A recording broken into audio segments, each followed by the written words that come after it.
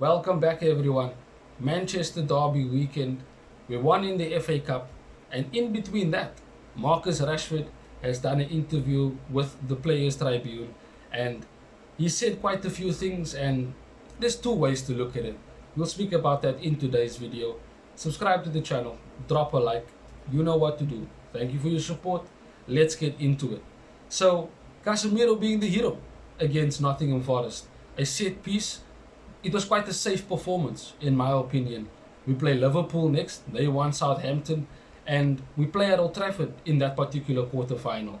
That's going to be a very, very good game. The last time we met in the FA Cup, we knocked them out, with those who remember during COVID, but we'll speak about that at a later stage. Against Nottingham Forest, there were quite a few moments where our midfield was once again open, and we could have conceded a few goals.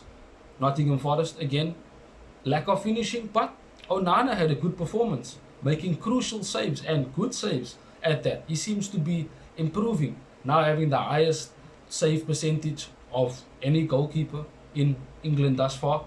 And to be honest, as I said, it was a safe performance, so it left us with a bit of defensive solidity, clean sheet. And against City, that's going to be even more important because nobody's expecting us to win. No one expects us to go there and have possession of the ball and dominate City at their home ground. But we are very good at the counter attack. And I think that is a tactic that we should play towards our strengths. Because I think Ten Hag will start Rashford regardless of this interview. I think Garnacho will obviously play as well. And then I think Anthony will start again.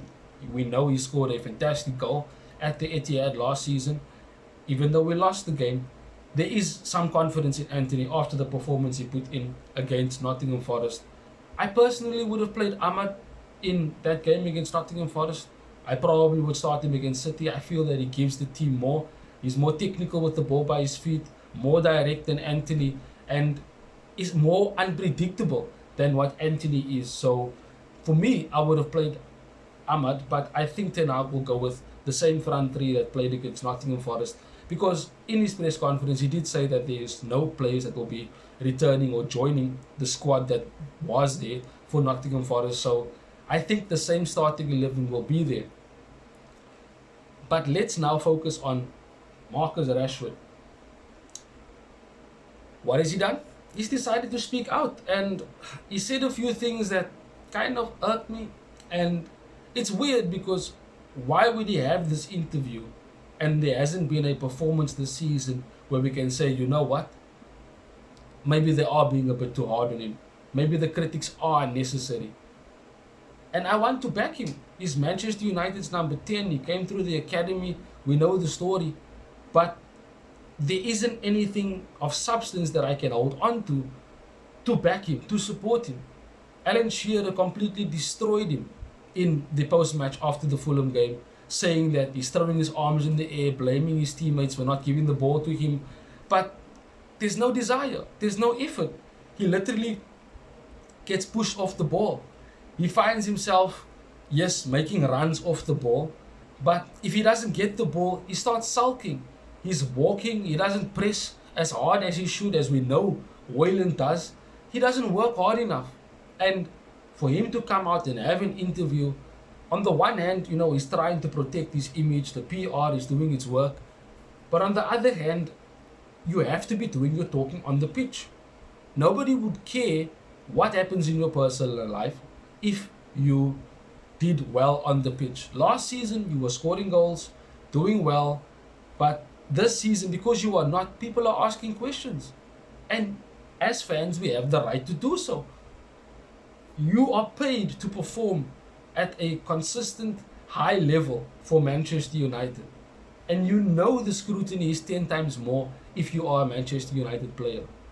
Yet, you have added more pressure to yourself by having this interview, and then on top of that, deciding, you know what, everyone else is wrong. I am doing my best. I can only do so much. I'm only a human being. That doesn't make sense to me. And I actually want to read a few of the quotes that he said. Not all of it, just a few of the quotes. One of the things that he said is us questioning his commitment on the pitch and to Manchester United. He responded to everyone and the critics by saying, "It's like questioning my identity. I don't normally like to respond to things said about me. It's not in my nature. I'm an introvert. I don't even like talking about myself unless I really know you. So 99% of the time, I can ignore the noise, but sometimes certain lines get crossed, and I can't help but want people to just understand who I am as a person." So he says he's an introvert, right? But he's always pictured in clubs. He's always pictured going out. Introverts don't do that. That's a fact. You can go and Google it. Introverts don't go out. But he's out and he's being seen with people that I know for a fact it's got nothing to do with his Man United image. It doesn't make sense what you are saying. It literally feels as if you are being told to say these things. He literally went on to say, "I'm not a perfect person. When I make a mistake, I'll be the first one to put my hand up and say that I need to do better."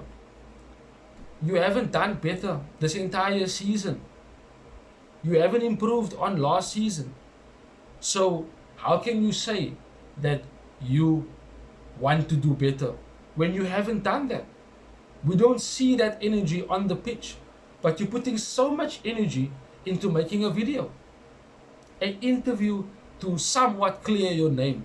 I mean, in the entire interview, not once did you speak about your performances on the pitch, acknowledging it, that it's not good this season or not at the level that it should be.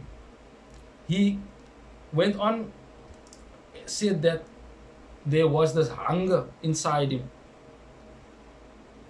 Why was the hunger there? Do you not have the hunger anymore?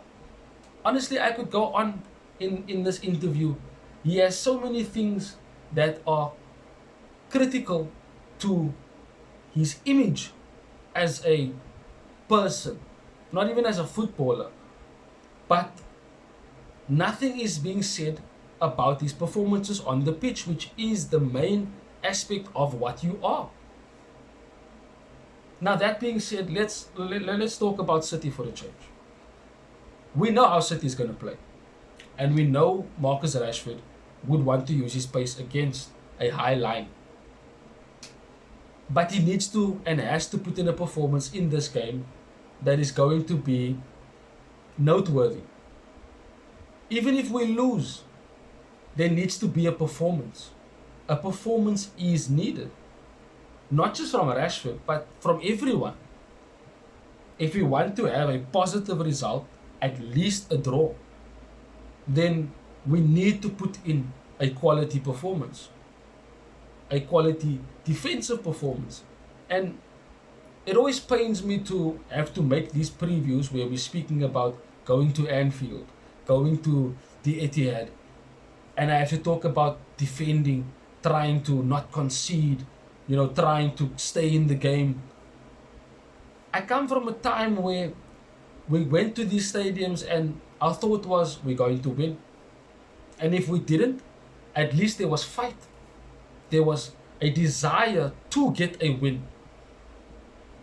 We never left the games saying, "Oh no, well, we didn't try. Oh no, nobody's running, nobody's..." But it's been like that for the past few years now.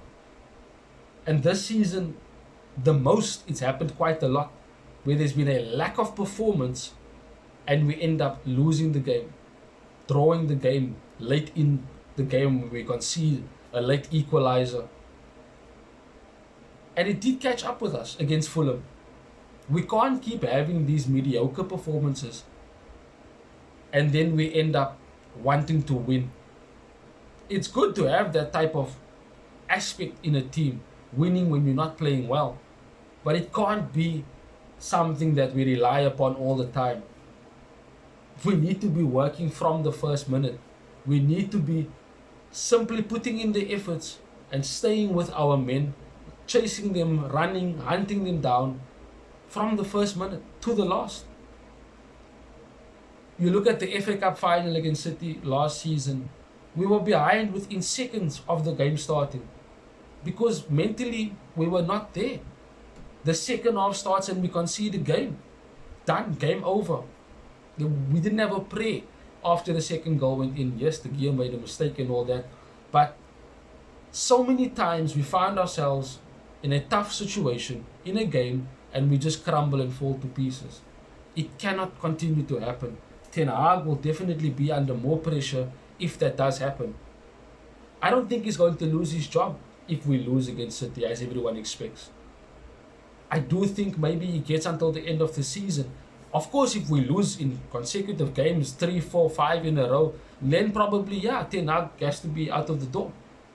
But in all honesty and fairness, Ten Hag deserves to at least have a season, or start the season at least, under a new structure at Manchester United that Sir Jim and Ineos is constructing, and at least have a squad that is all his players, and get rid of some of the players that are, one, not good enough to be at Manchester United, and two, that simply don't deserve to be here.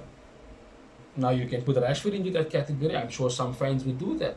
You put Bruno, Casemiro, Varane, all these players that are earning too much, the players that don't show themselves and are not quality, the McTominays, Maguires, etc., Lindelofs.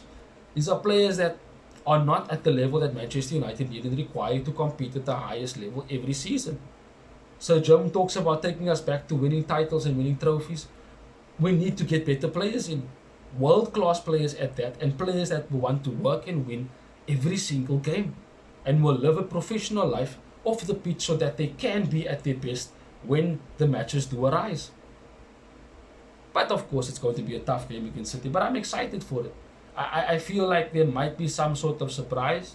Ten Hag seems confident in his press conference, and Rashford will have to perform, especially after this interview, so we will be expecting a much better performance from him. And the rest of the team will have to follow suit, you know.